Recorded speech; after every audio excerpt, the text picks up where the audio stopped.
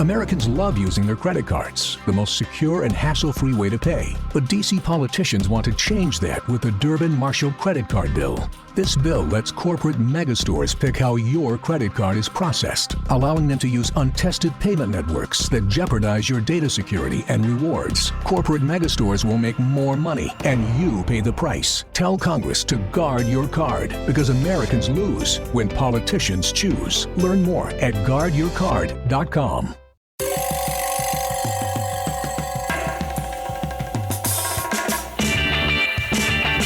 This is Cop Talk, talking crime, cases, and backing the blue.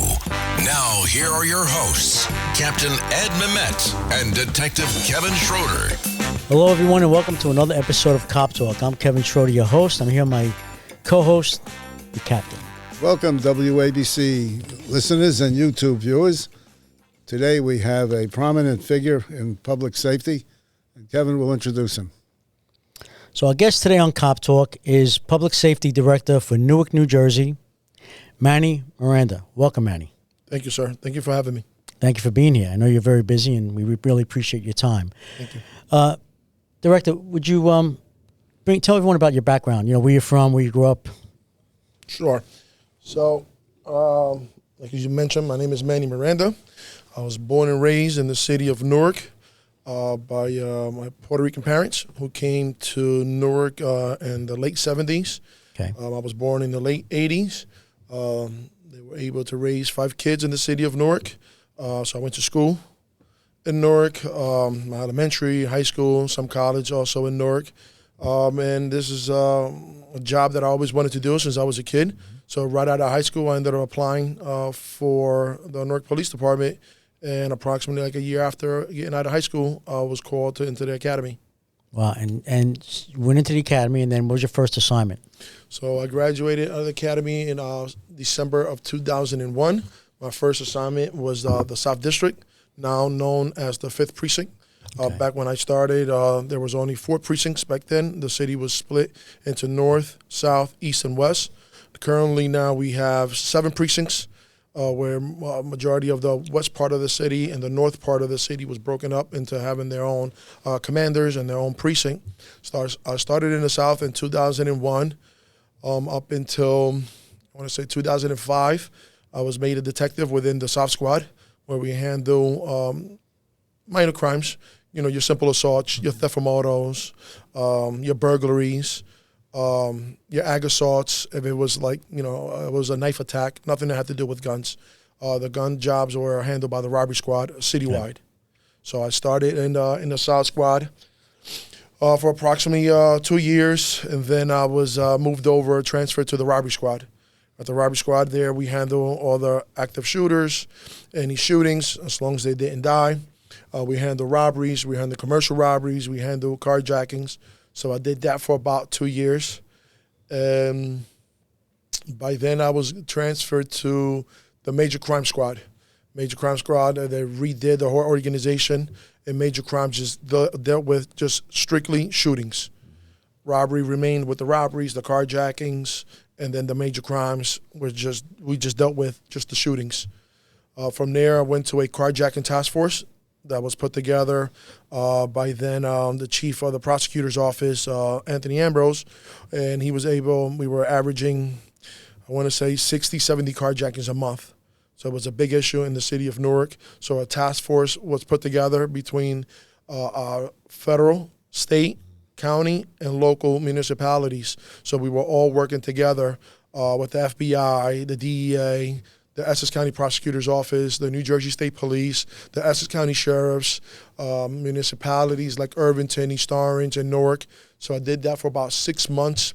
We were able to bring the carjackings down to almost none. We started targeting the right people. The feds started picking up the cases, which helped us out because obviously by the feds picking up the cases, these guys were being shipped out of New Jersey. They would be in Santa Montana and Iowa and Kentucky. And those guys like to stay local. So it was a deterrent for them when the feds started charging them. From there, I moved on to the Homicide Task Force. The Homicide Task Force started in June of 2011. Prior to that, every municipality handled their own homicide. The homicide task force, again, it was a collaboration between the Essex County Prosecutor's Office, the City of Newark, the City of Orange, the City of East Orange, and the City of Irvington, along with the state police. Obviously, the bulk of the homicides were coming from the City of Newark. We were averaging about 113 homicides a year back during that time. And Newark sent most of the detectives, the supervisors, to the task force because most of the work was being done in Newark. So again, we was averaging about 113 countywide. We were averaging about 180 for the county. And because it was a task force, county task force, wherever the homicide happened, you would have to respond. So I was a detective at that time. So I was catching homicides in Irvington, in East Orange, in Newark. Even though we were sworn officers for the city of Newark. So that after they did the county task force, they swore us to be county task force officers. So it gave us jurisdiction of going into these other towns and these other cities. So I did that for about 2 years. Came back to Newark to the major crime squad. Worked that for another year and a half, just handling shootings. I did a small little stint in the special victims unit for about 6 months, dealing with rape, dealing with missing person, and child endangerment cases. In September of 2016, that's when I became a sergeant. Went on to work the communication division for about 5 months, and then I was sent back to the homicide squad to be the commander of the homicide squad at the county. So I did that for about 2 years, got promoted there to lieutenant. I stayed there in the homicide squad for a couple of months, and then I moved over to the robbery squad. Then I became the commander of the robbery division back in Newark, and I did that for about a year. Then got promoted to captain, was assigned to the director's office as a special assistant in the director's office. So did that for about a year. And then I was promoted to the rank of chief. I was appointed to the rank of chief by our mayor now, Ras Baraka, in 2022. Was the chief for about 2 years, and just recently in November, I was tapped to become the public safety director again by the mayor, Ras J. Baraka. And I've been at this position now for about 6-7 months now. Okay. Yes, sir. Congratulations on your new position. Thank you. Is there a civil service test for police officer, sergeant, lieutenant, captain in those ranks in Newark Police Department? Yes. There is. And then is chief also a civil service test? That's appointed. That's appointed. Yes. Okay. There's two positions that are appointed by the mayor, which is the chief and the public safety director. Okay. Everything else is civil service. And is there a mandatory retirement age with the Newark Police Department? Yes, 65. 65. Okay. That's 63 for New York. Okay. And you have a 20-year pension plan? Is a 20-year pension plan where you get 50% of your pension, no medical. 25 years, you're able to retire with 65% of your pension with medical. With a medical. Yes. Okay. And the medical was done before, during, after? Is the before. Before. Yep. Yeah. But now the age has changed. I want to say since Chris Christie was the governor, he changed it. So now the kids have to do 30 years to get 65%. Oh. Yeah, so I want to say about the last 10 years. Whereas I've come on the last 10 years, I have to do. So it's 20 or 30 instead of 20 and 25? Right. Okay. How is, with the Newark Police Department, how is recruitment, how is retention? Nowadays with police departments throughout the country, it's hard to recruit, it's hard to retain. What's going on? How is so the Newark we've been Police pretty Department? lucky in the city of Newark. We have a lot of applicants that have come through. We do a lot of job fairs. We go to the high school seniors because, in Newark, all you need is a high school diploma to come on the job. You have to be 18 years old and have to be a resident of the city of Newark. So we do a lot of recruiting at the high schools. We do a lot of recruitings at the colleges, Essex County College. We have Rutgers. We have New Jersey Institute of Technology, University. We have Berkeley College also within the city of Newark. So we do a lot of recruiting there. I want to say approximately 4 years ago, we did away with the civil service entry exam. Now what we have is called the portal. So they apply through the portal, and then they'll start their background. Everything remains the same. You still have to go through a background check. You still have to live in the city of Newark. You still have to have good driving record. You still have to have good credit. The only thing is that you're not taking a test, a civil service entry exam. So to come on, you have to live in Newark? Correct. Oh, you do? At minimum 2 years. before 2 you years. actually apply. Okay, and you come on at 18 years old, or you take the 18. test at 18? 18. Okay, 18. Yeah, there's no more tests. Now we have a portal that they can Okay, apply. Yep. but 18 years old is the age Correct. to come on. Captain? Excuse me. What about your crime rate in Newark? There was a time when I remember when the carjacking rate was a big problem in Newark. You said it was brought down. So Yes. what is your current crime rate issue? The current crime issue right now that we're having is property crime. Theft from autos are up. Our auto theft are currently up. As you know or may not know, in the state of New Jersey, there's these young kids. The bulk of them, I would say, are from Newark, that are now breaking into homes. At one point, they were just going around. People were leaving their key fobs in the cars. They go to these suburb towns, and they'll go there, and they'll just check the door locks, and people will leave their key fobs in the cars. Porsche, Maseratis, Land Rovers.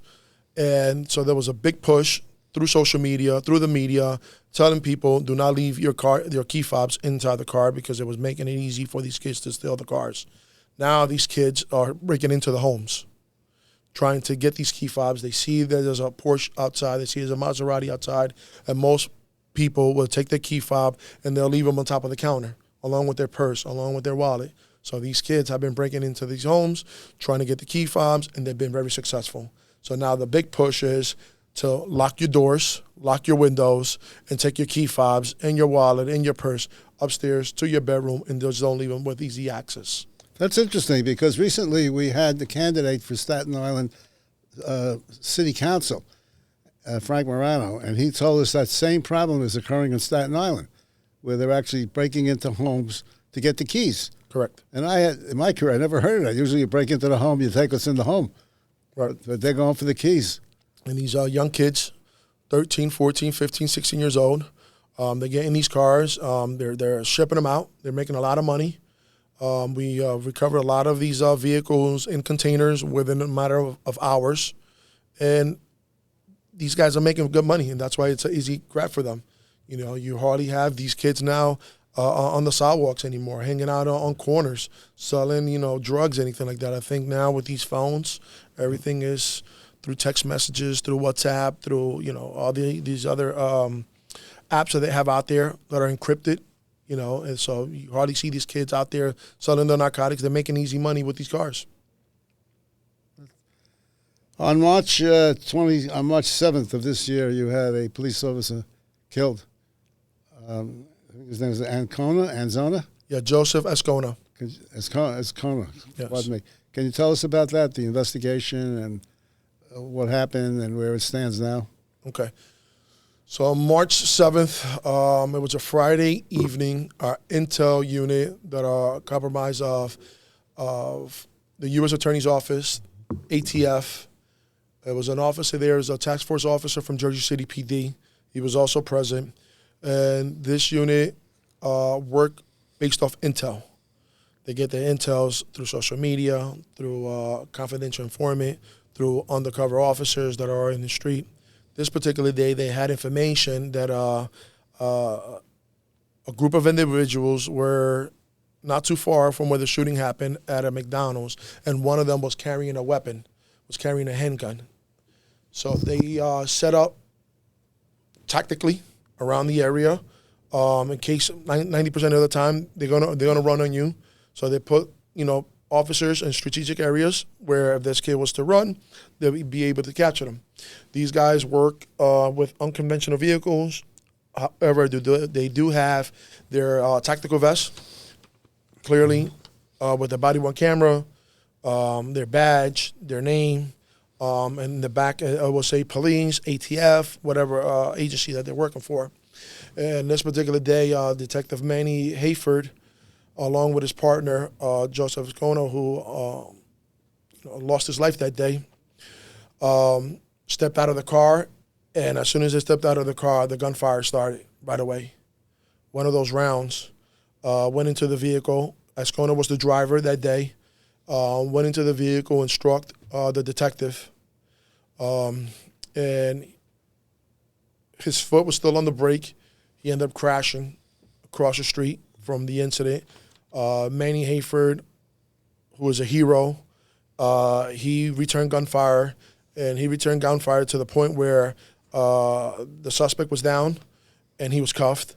At that moment, he said, "I'm hit." He realized he was hit. He was hit 3 times, once in the left forearm, twice under his vest. And the detectives, training kicked in. They put a tourniquet on him. They threw him in the back of a car, and they drove him to the hospital, where he was able to go under surgery right away, and they were able to save his life. But there's no doubt in my mind that Detective Hayford's actions saved the lives of the other officers and detectives that were there that day. The individual who opened fire was struck twice. He's currently in custody. And the federal government actually picked up the case in the state of New Jersey several years ago. They passed a law that if you're 15 and younger, you won't be tried as a juvenile. Recently, we have a new U.S. attorney, Alina Haba. That was one of her first actions that she did. She ordered the federal lawyers and the U.S. Attorney's Office to pick up the case and to charge him as an adult. Currently, the Attorney General, Platkin, who has been a strong supporter of the Newark Police Division and a strong supporter of the unit, recently went before the State Assembly to try to pass a law that if you kill an officer, regardless of your age, you will be tried as an adult. So right now it's going through the process in the state legislature. This National Foster Care Month, Marine Toys for Tots is providing hope to children who need it most. Staff Sergeant James Caldwell, who grew up in foster care himself, shares that while handing out gifts at a Toys for Tots distribution event, a little girl looked up at him, reached into her bag, pulled out a stuffed animal and said, "Someone needs to make sure you get a toy too." That simple gesture embodies the heart of Marine Toys for Tots, ensuring every child, including those in foster care, experiences the kindness that can transform their future. Visit toysfortots.org today. What is the federal connection? Because to have the feds involved, you have to have a violation of federal law. So we had the federal officers that were assigned with that team that day. So one of the federal officers was shot at also. So you have the charge of aggravated assault upon a federal police agent. officer. Correct. And I'm assuming there's probably an interstate aspect of the car ring, right? Correct. So that makes it. Yeah, the way they were able to, as far as the cars are concerned, the way they were able to get jurisdiction over the carjackings and the stolen vehicles is that the vehicle was made in a different state, right, and is being driven on federally funded roads. So that's how they were able to pick up the jurisdiction also on bringing charges to these juveniles. And the feds have a death penalty. Correct. They do. I don't know if they're going to be seeking it on this particular job investigation, but they definitely have it. I'm sorry, Kev. No, go ahead. I'm sorry, Cap. I was going to ask you about your relations with the mayor. I know he appointed you, but that doesn't always mean things go well after appointments. So right now we always have had a great relationship. The mayor. Number one priority has always been about public safety. At the end of the day, if people don't feel safe, people are not going to vote for him, right? Mm-hmm. If the officers don't have the resources, if they don't have the training, if they don't have the backing of the administration, then it's a bad look for everybody. It's a bad look for the mayor. It's a bad look for the city. But he has always supported the public safety, both police and fire. Just recently, we just had a brand new academy built, state-of-the-art. That was because of our mayor and because of our city council and our business administrator. Right. We have a brand new property room that we're still working out all the kinks to move everything from the old property room that's been deteriorating for quite some time now. We have a brand new ballistic lab in our crime scene lab. We have a brand new a traffic unit where our horses and our motorcycles have their brand new headquarters. And that only happens because of the support of the mayor. That only happens because of the support of our city council, that they're behind public safety 100%. There's never been an issue that I brought before the mayor, as the chief, even before as the captain, when I was in charge of major crimes, that I had to have meetings with him, with that former police director. There's never been an issue with him wanting less police, where he wants less firefighters, where he wants less supervision, because he's big with supervision. He's big with hiring more police officers to have presence out in the community. Never been to a community meeting where they ever said we want less police officers. So he's a big proponent of that.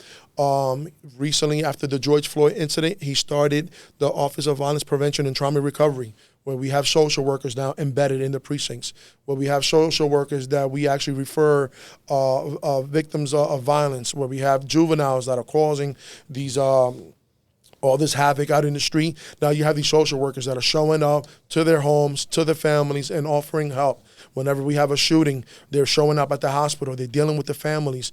Where before all the chaos would happen in the hospital, and you have police officer there trying to calm everything, trying to calm everybody down. Now you have civilians. Now you have social workers that are out there helping the police department.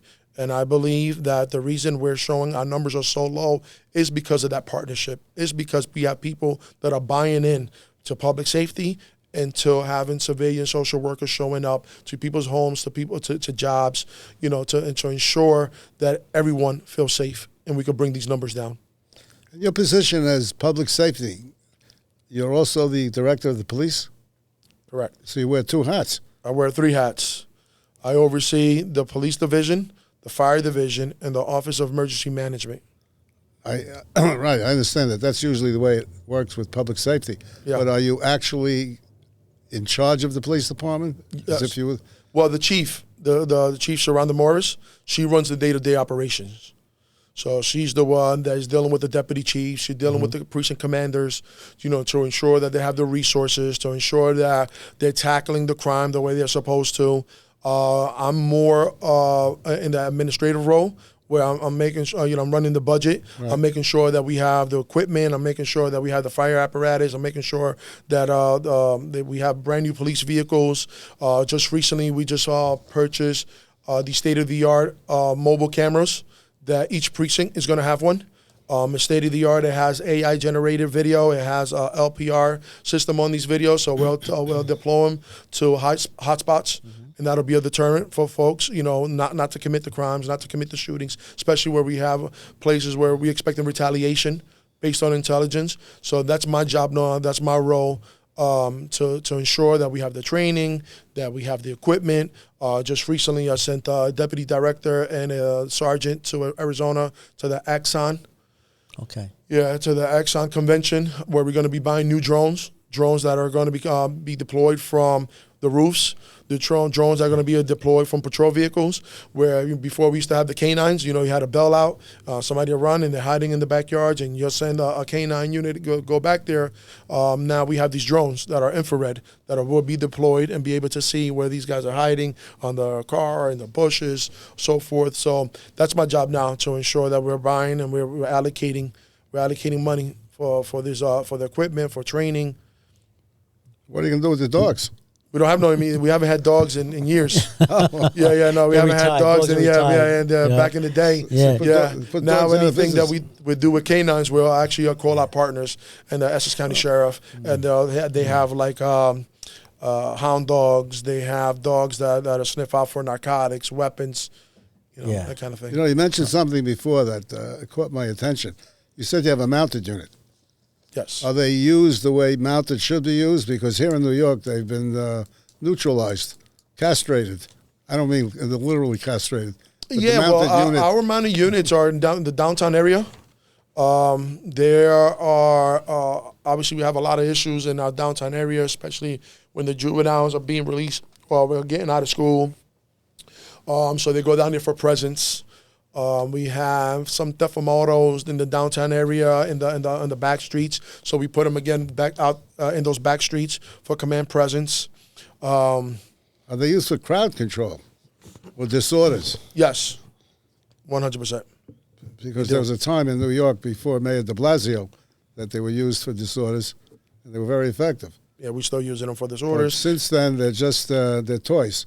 Yeah, no. Whenever we have any festivals, when things would go bad, we have our horses ready to go for crowd control. We have, parades. They come out for the parades. So we definitely use them for the crowd control. We use them for festivals, for parades. We feel, sometimes, especially during, at the end of an event, people like to take a little bit too much sangria and drinks and, some beers. And, sometimes that horse have to come in and move some folks along. Yeah. How many horses do you have? Currently, we have 12. And currently, we have 6 officers that are riding. Looking to bump that up by the summer. I always wanted to be mounted. When I was a young cop, I wound up becoming a detective instead. Well, you can still get you to the mountain show by now. Yeah, you can still put get you on a horse. I was an avid horseback rider. Really? Yeah. It's refreshing to hear, Director, that the city council and the mayor gets along well with the police department. They're supportive. That's great to hear that the mayor and the city council, works together with you guys. Right. They have never said no to hiring, to promoting, to buying the resources, of getting these new buildings, to getting new cars. As a matter of fact, you have some council people that are actually saying, hey, you should think about getting some new motorcycles. They're outdated. Hey, you should get these drones, this drone program. So that's them coming right from the council meetings. That's that great. They want to ensure that public safety have all the training and the resources that they need to go out there and do their job effectively. I was at the funeral with a good friend of ours, Chief Kevin Schneider. I attended the funeral for Detective Azcona, and that day, actually, he was promoted to sergeant. Correct. Right, which I think is great. Fantastic, because he deserved it, and it also helps the family as well with the benefits. We do that with NYPD as well. They'll promote the police officer to detective first grade rank, and which is much better for the family in regards to benefits. Correct. Well deserved. The family was extremely happy. They did not expect that. We kept everything on the hush. A week prior to his death, he had actually taken the sergeant exam, and there's no doubt in my mind that he definitely would have been a future leader. Absolutely. I didn't know him, but from what I've read about him and talking to folks who did know him, great loss. Yes, it is. How many members are with the Newark Police Department? Right now, currently, we have 1,040. We saw it was supposed to be around 1,400. So you're down. We're down. Okay. Down about 400 spots right now, 100 Okay. officers. And do you have an academy class now, or? We do. We just graduated in February 44. Currently, we have 39 in there now. We just recently got our police academy back. We lost it about 15 years ago. So we were sending our recruits to the any county academy that was running at that time.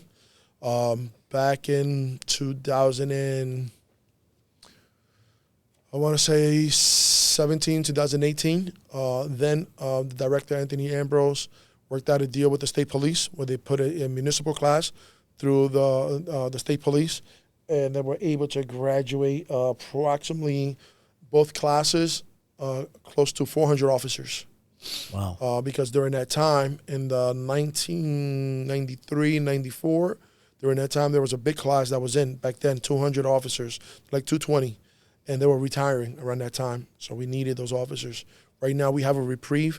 The next class doesn't retire until August of 2026, and then one follows right 6 months later of February of 2027. So right now, we have some time to put as many officers as we can into the academy to be able to have the attrition, remain steady or even more. I'm trying to get it to the 1,400. Oh. And now with our new police academy, recently, we just opened it back up in September of 2024. We're still on a probationary period, so we were only able to run 50 in our first class, 50 on our second class. After that, we could go before the Police Training Commission to see if we could actually up those numbers. So we're on the right pace to be able to get a full operating police academy. By then, I hope to pump out anywhere from 100 to 150 recruits twice a year. That'd be great. Yes, that'd be awesome for the city. Now, with Newark Police Department, if you need air support, do you have aviation unit, or do you do? Okay. What are some of the counties surrounding Newark? So some of the cities that surrounds Newark that are pretty busy, and we work hand in hand in collaboration with them at any given time. And we actually depend on each other. Even sometimes when we may have multiple festivals going on where we just don't have the manpower. So the local municipalities like the city of East Orange, they will send their officers. Okay. The city of Irvington will send us officers. NJIT Police will send us officers. Rutgers Police, because all these other agencies are operating within the city of Newark. You have Rutgers Police, you have NJIT Police, you have Essex County Police that are all working, the Essex County Sheriff that are working within the city of Newark. But the busier cities would be East Orange, Orange, and Irvington. So now, as far as the unions go, police unions, is there one union, FOP, or you have a PBA and an SBA? We have one union, FOP, that are for the rank and file, and for the officers, I should say. And then we have another one, the Superior Officers Association, from the rank of sergeant to the rank of captain. They're in charge of that union. And then you have the Deputy Chief Union, which currently I have, the city of Newark has about 4 deputy chiefs. Okay. Yeah, so they have their own union. Okay. And one deputy chief, a friend of ours, Chief Kevin Schneider. Yes. Now, he had to retire due to mandatory retirement age. Right. If it was up to him, he'll still be working. I know. To 80 years old. He puts a lot of these young kids to shame, too. He's still running with an 80-pound bag. Yep. Up and down 13 flights of stairs. Yep. He does it like 2 or 3 times. Some of these young kids couldn't even do the 13 flights without the 80-pound bag. I know. Kevin, is a living legend in Newark and also with NYPD. A lot of guys know him over here, and they love Kevin Schneider. And we had him on this podcast some time ago. Yeah. Yes. Yeah. Which you did an amazing job. Yes. Yeah. Thank you. 2000, I'll go back to 2001 of May of 2001. I worked in the Midtown North Detective Squad. We had it was the Carnegie Deli homicide. And the perpetrators were from Newark. They had contacts in Newark. They were from Newark. And fast forward, so my team was assigned to Newark for about a week to do, swear out search warrants and conduct numerous search warrants. I don't know if I returned any of them. They're probably still looking for the return. But anyway, we had to do. We got the job done.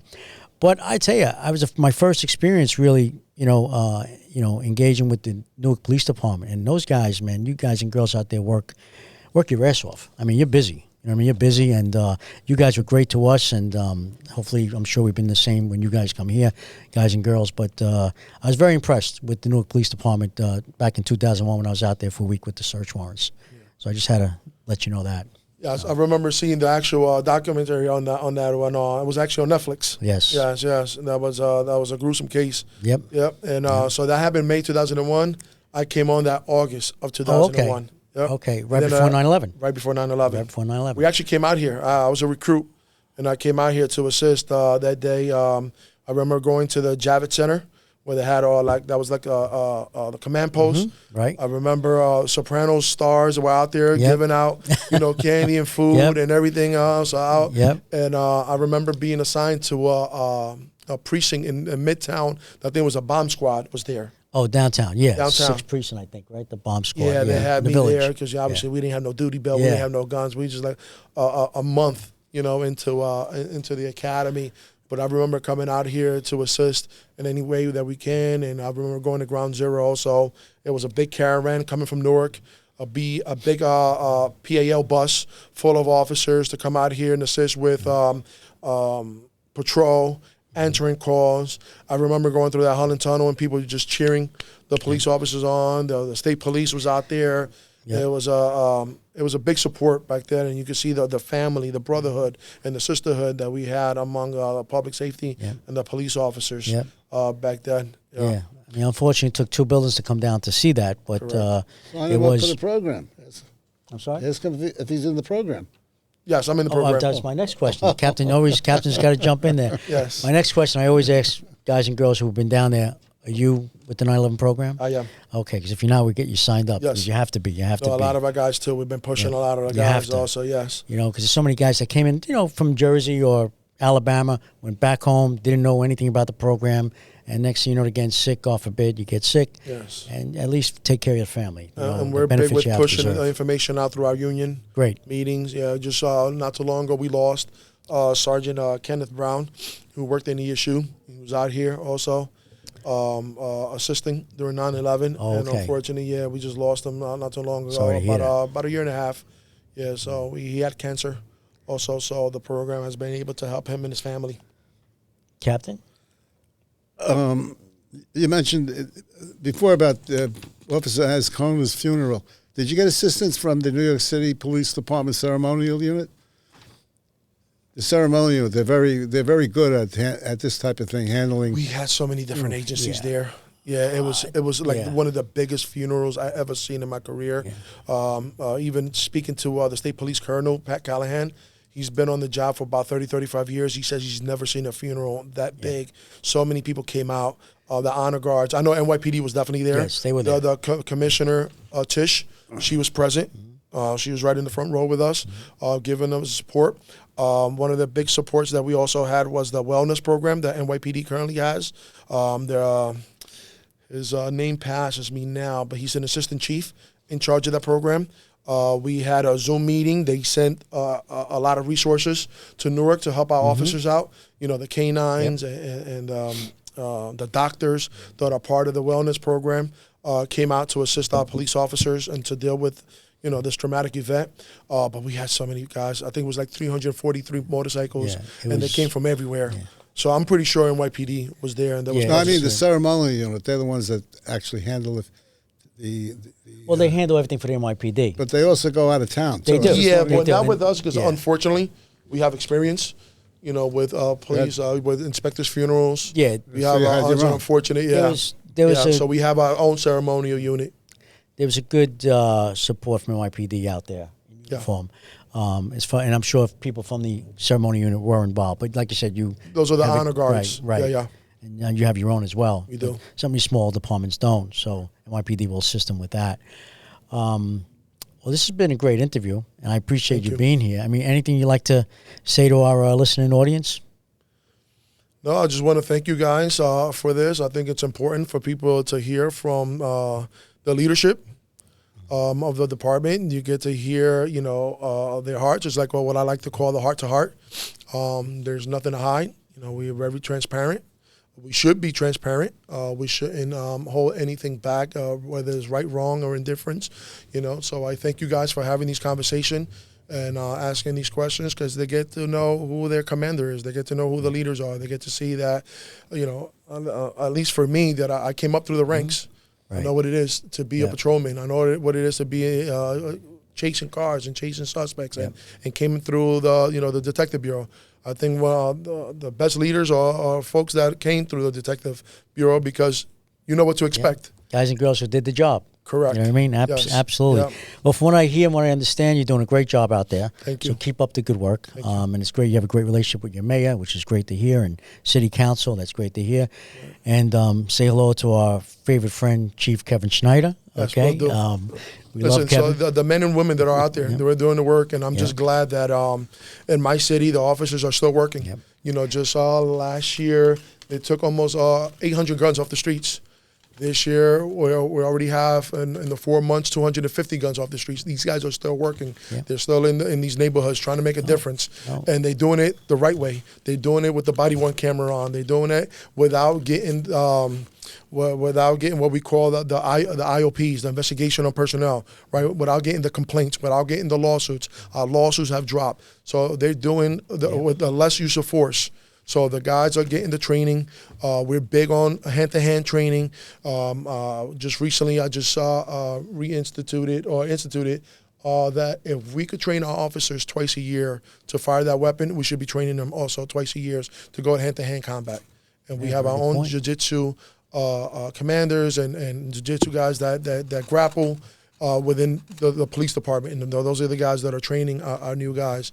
And just recently, I have a memo going out where if an officer, they're going to have an hour to go up to the new academy and train with the full equipment on a hand-to-hand combat, just to give them more. The more training, the better it is. Can't go wrong. Yes. No, that's great. Get Kevin Schneider involved in it. 100%. Well, he's been involved. Yeah. Kevin's been involved. He's been throwing a lot of these young kids around. Yes, black belt and everything. Yeah, he's trying to get me to the mat, and I was like, Kevin, you're not gonna make me tap out. No, I usually take a pass too. Yeah, me too. And I usually wind up going down to one of the restaurants with Kevin down. What do you call it? Down Down neck. Down Neck. Down Neck. Yep, You the know, east of our- some great restaurants down there. Oh, yeah, I mean, absolutely. Portuguese Yes. restaurants, great restaurants, and Newark is up and coming. oh, it's great. You got to see the downtown area. You got to see all the Yeah. buildings that are going up, office Yeah. buildings, retail buildings. It used to be back in the day where the Saturdays and Sundays, downtown was a ghost town. Wow. Now all these residential buildings that are going up, people are That's actually great. living down there. You know, they created like a Whole Foods a supermarket down there. Mm-hmm. They say that place is never going to make it. 4 years later, it's still driving. People are moving into the city. People are feeling safe in the city. We started a whole new precinct down in downtown, which is the Metro 9th Precinct down there, where now you have a commander, you have an executive officer, and you have officers that are just assigned to the downtown area. That's awesome. Yeah. Cap? Well, I think this was a great interview, and it was a pleasure meeting you. Thank you. Thank you for having me. Manny Miranda, thank you so much. Everyone, Director of Public Safety for Newark, New Jersey, Director of the Newark Police Department. And again, you're doing a great job. Please keep it up and be safe. Thank you, sir. Appreciate Thank you once again. Everyone, if you like what you hear, you could subscribe to Cop Talk. You could follow us on X as well, at Cop Talk WABC. That's at Cop Talk WABC. Captain? And you can also view this interview on YouTube. You should have worn your tie. I should have. So, I would know it was going to be on video. I would have got my hair done, and I would have showed. Hair and makeup next time. That's next right. time, Director. Yes. Until next time, God bless you, God bless America, God bless law enforcement throughout the world, and God bless our U.S. military. Be safe out there. Thank you.